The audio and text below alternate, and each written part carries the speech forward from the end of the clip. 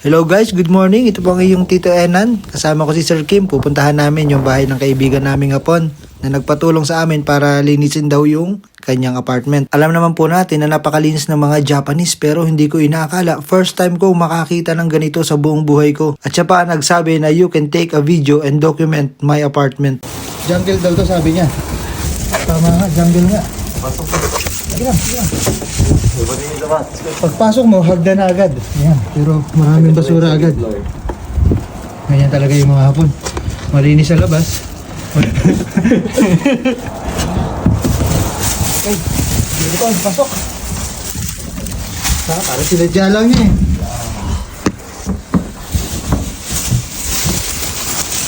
Oh, sakit kami yung taas.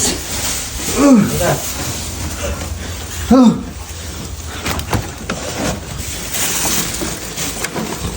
Yeah. Uy, meron pa siyang gold. Dito, yan ay may gold to. Oh. Parang bagong lipat siya ba? Ito mo. Tama nga yung sabi niya sa akin. Chocolate oh, ipay. Bye! Hindi ko akalain na yung mga napapanood ko lang dati sa mga video ay makikita at masasaksihan ko pala ng aktwal. Na marami tayong mga napapanood sa iba't ibang platform na talaga namang napakakalat na mga kwarto nila. Hindi natin alam kung yung iba na yun ay merong mga diferensya o yung iba ay mga may problema sila. Kasi kung wala ka naman problema, hindi mo naman gagawin tong ganito eh. Kumbaga, nag-isa na lang sila sa buhay. Hindi natin alam bakit ganun sila kakalat sa bahay. Grabe! Literal talaga na. Masaya-masaya sila sa ganyang forma ng apartment niya. Wow! Amazing! Pero daw kami tingnan dito sa loob. Tingnan ko raw dito kung ano yung tsura. Pero yung kanyang lagay ng cigarette, ang ganda! Ito yung pinaganda niya ng gusto. Kaya pala sabi niya, tulungan namin siya. Okay, let's go. Pero tropa natin niya, mabait yan. Kaya lang talagang ganyan ang mga style niya. Mga kabataan ba?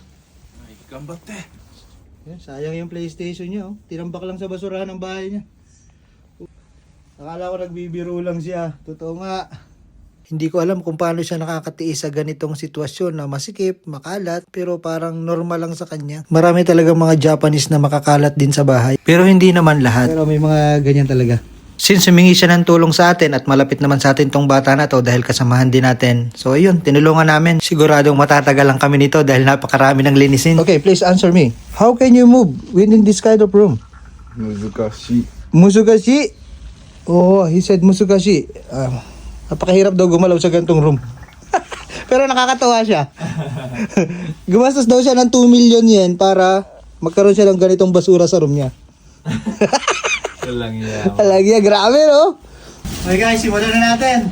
Tutulong natin si Sir Kim. Tulungan natin yung kaibigan natin, no? Pero kung tutusin, ano naman siya, hindi siya yung dumi, kumbaga, yan, makalat lang na ganyan, pero sabog-sabog nga lang. Pero malinis naman siya, pag dinampot mo is okay na rin. Kumbaga, nakakalat nga lang na ganyan. Dito nga lang natin ang bulot ko. Pinagkainan niya, ganyan, pero malinis siya. Makalat na ano, alam, sabog-sabog. Alright. Bagets eh, bagets. Ayun, medyo malinis-linis na po ng konti. Ito, dito ko tinambak. Yan. Ito, tinambak yung mga... Pero di, sa... May gold pa siya, oh. Sayang, di mo nagagamit.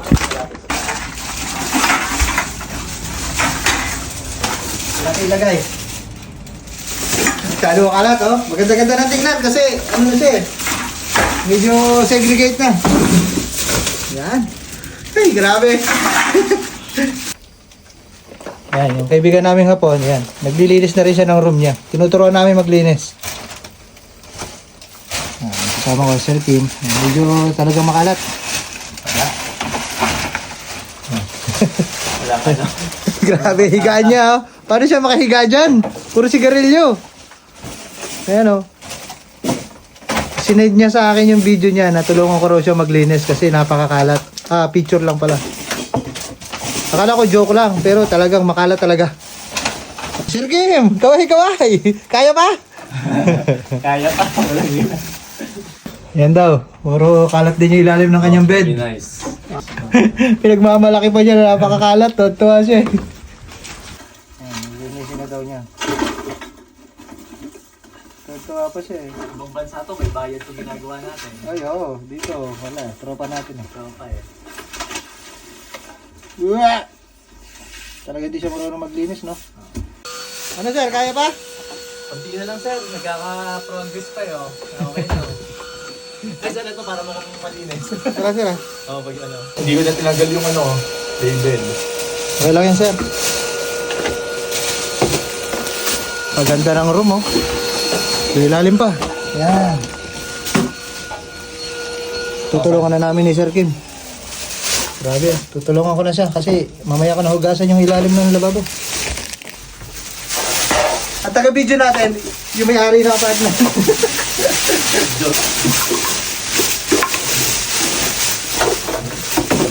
Pakarami, may plastic, kung ano. Oh, bugroy pa. Ito na po, medyo malinis na. Ay, hindi pa pala. Kasi marami na kami nailabas. Pero ito pa rin, no? Smoky Mountain talaga. Pero talagang proud na proud pa rin siya sa kalat ko. Wala. Show it. Ito, napakarami. Pati yung kanyang gamitan. Ayan. Pero ang gaganda ng mga gamit niya. Puro original, mamahalin. Pero wala, kalat. Behind the cleanliness of Japan. Kalat. Uy, sama natin ito sa lata. Ay, pala na. Iwalay na natin sa team, ano, meron namang... May plastic na mali. Okay.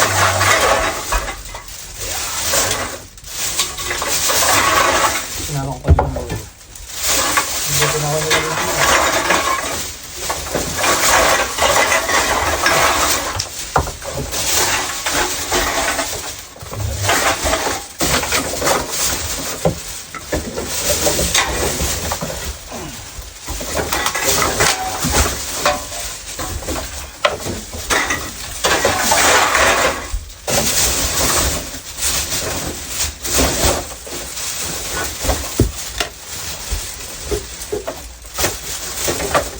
Lawas.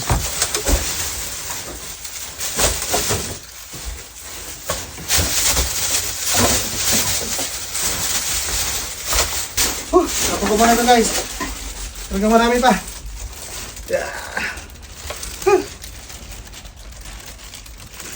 Look, it's almost 50% clean.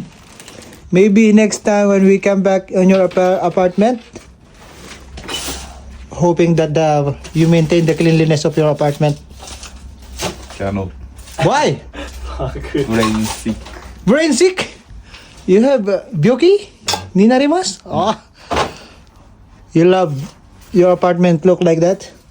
Brain sick. Wow. Like your hair? Shoganai. Shogunai? Okay. Next time, we will come back again here and help you if you want. Please. Kunti na lang po at ito na. Inalabasan no? Medyo malinis na. Siguro mga after 1 or 2 months babalik kami rito. Titingnan natin kung ano ulit na nangyari sa kwarto ng kaibigan nating Japanese. Mas masaya na siya dito. Napakalinis na raw. Kasi tinanong ko siya kanina kung kaya niyang linisin. Ma-maintain yung kalinisan pero sabi niya is magkakasakit daw siya. Siguro meron talaga mga hapon na gano'n na pagka sa mga room nila is malinis. Merong hapon naman na kagaya nito, medyo makalat talaga. Masaya daw sila pagka ganito yung feeling nila. Iba rin, no? Sige po, see you again. Together with Sir Kim, thank you very much. Hey. Hello, it's good. Are you happy? I'm happy. Nice. Maybe next time again. When we come back again together with Sir Kim. Hey. Hoping that you maintain the cleanliness of your apartment. You can? Onegaishimasu. Other stuff you clean. Like You will be clothes. the one to clean your bed. Already? Onegaishimasu. Okay, let's go. Next. Where do we go? Yamaoka ya.